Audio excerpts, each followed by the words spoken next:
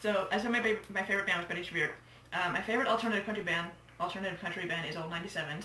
My favorite solo artist is Jeff Buckley. My favorite 90s alternative guitar rock band is Buffalo Tom. Mm-hmm. My favorite guilty pleasure is Lily Allen. I think she's fantastic. Let's see, what else? My favorite independent hip-hop artist is Sage Francis. Hello, I'm here today with my friend Zanny. Hey. And my name is April. Zanny, how do I know you? We met, I believe, in art class when I think I was a senior and you were a junior. Sounds right, yeah. I think we were doing clay.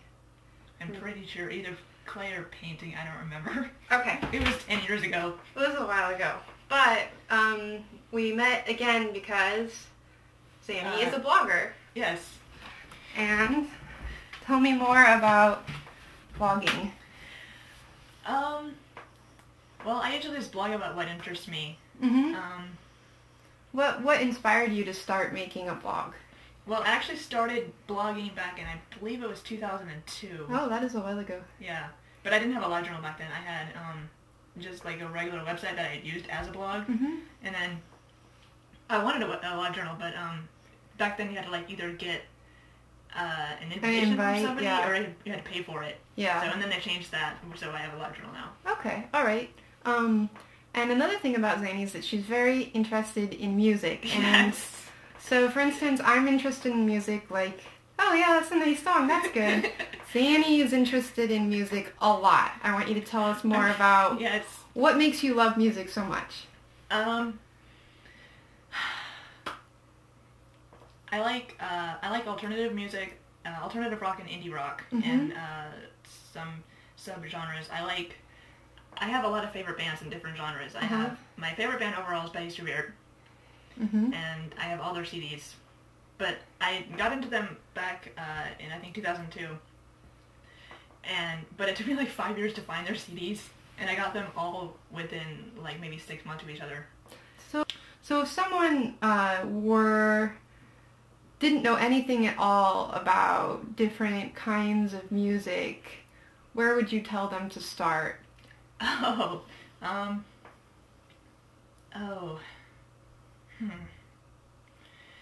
Let's see. I would probably make them a mix CD. A mix CD of what? I love making mix CDs because I made 28 so far. Do you make them for yourself or for other people? I make them for myself. Primarily for yourself, yeah. And then do you listen to them in the car or do you listen to them in your house? I listen to them in the house. Yeah. Okay, that's cool. What else is interesting? I'm curious about your family. You should tell me about your family.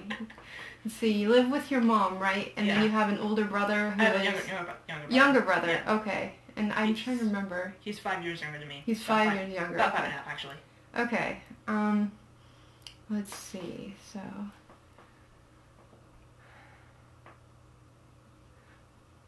Oh, don't worry, I'll cut this part out. Because I'm thinking. The joy of editing. Yay.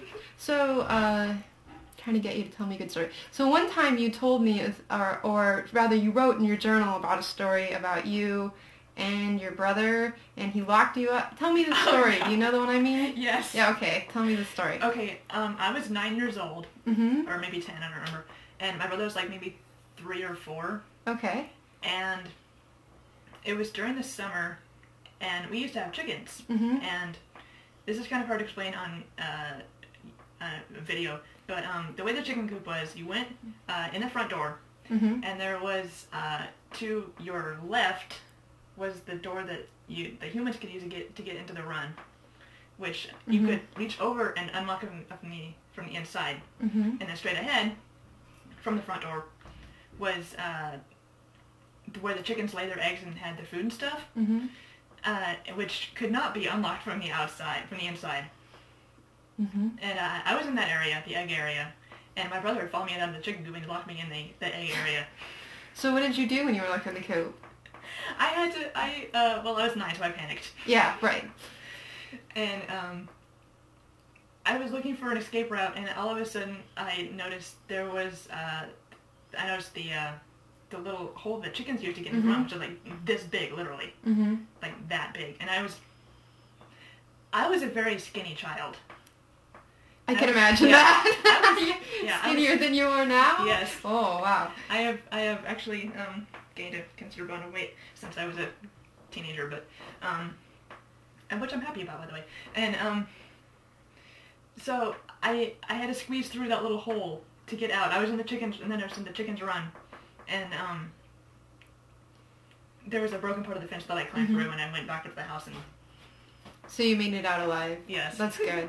Do you still have an adversarial relationship with your brother? No, we don't. No, you get along really well? Yeah. Yeah, well, that's good. The way that, basically it was, trying to think how to word this here.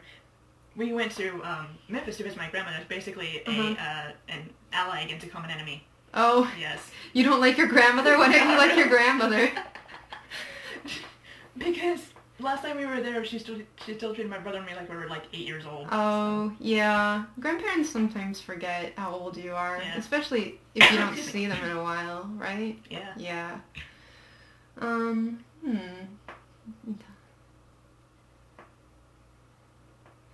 Let me think.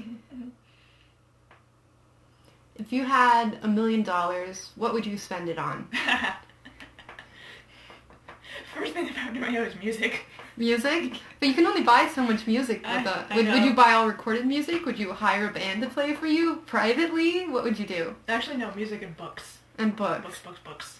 Lots of books. $1 million all on books? I can spend a lot of money on books. That is a lot of money to spend on books. You would still have money left over. Yeah, probably. Yeah? Then what, you just save it in the bank. Yeah. Okay, that sounds good. Thank you, Zanny. And I think that's it.